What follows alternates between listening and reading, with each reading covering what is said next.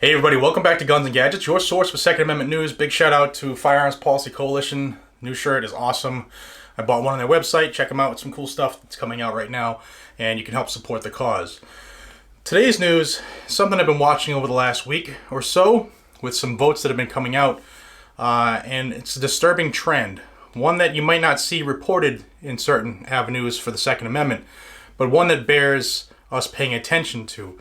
And that's the amount of Republicans who have strayed from party line votes, if you would, or more specifically voted for gun control or changes to gun laws that would negatively impact those of us who choose to practice it. Case in point, Thursday of last week, there was a big vote in the House on the Violence Against Women Act. Now that act, typically, it's renewed every 5 years, typically goes through without any issue. However, the Liberals changed it this time and they put specific gun control in there. They buried it under this domestic violence law. And it's disturbing because they turned this into, from what it was, supporting women's rights and domestic violence laws, to let's fight the NRA and push back and not let them tell us what to do. And part of the debate was actually just that. Let's not be brainwashed by the NRA with some of the quotes. And what did they do that made this different than every other time this comes up for vote? Well, they changed previous versions of this law. If you were found guilty of a felony domestic violence or stalking charge, you were deemed ineligible to get a gun permit or to carry a firearm. You became federally prohibited. So they switched the wording of this version and turned that from felony to misdemeanor. And they're looking to close the boyfriend loophole, which doesn't exist.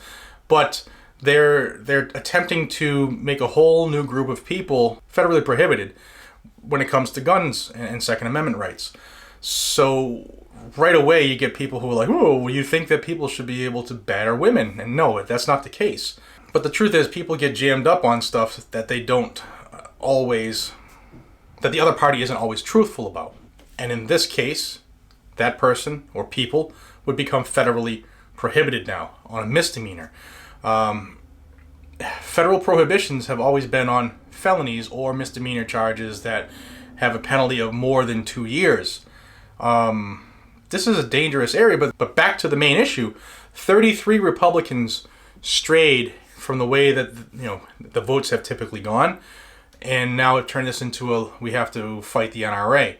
They're turning this into what it should have been, a way to further women's rights and protections under domestic violence, and they turned it into the NRA doesn't control us, we must fight the NRA.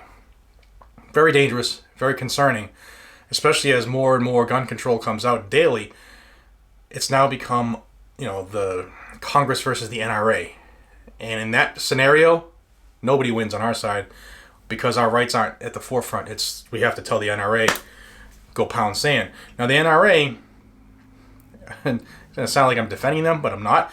But their stance on this was they're all for the Violence Against Women's Act like they always have been, except they didn't support these new changes to the gun control area from felony to misdemeanor. I think another factor of this is that those Republicans who switched their vote and voted with the Liberals maybe didn't want to see their name next to a bill when it was titled Violence Against Women and vote no for it. So that probably had a lot to do with, too, the peer pressure to get them to vote. It didn't take much for them to swing.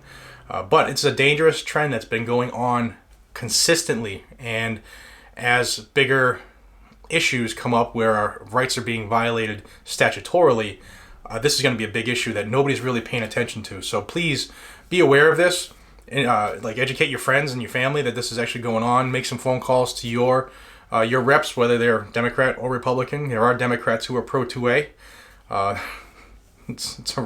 That field is shrinking, but they're still there. But we need to educate each other and let each other know what's actually taking place. We need to hold these people accountable. And a good way to do that is support those who support you. I say it here a lot.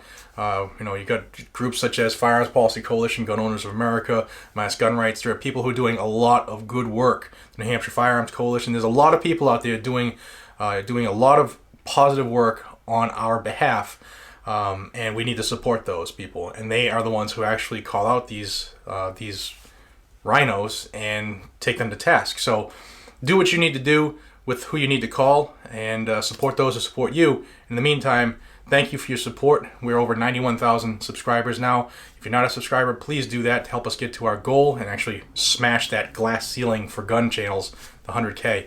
I would greatly appreciate you helping doing that. Until we see each other again, this is JR from Guns and Gadgets. Please join all my links of social media down below, my other avenues where I post stuff, and it would help out greatly. Until we see each other again, be safe, stay vigilant, carry your weapon. Take care, everybody.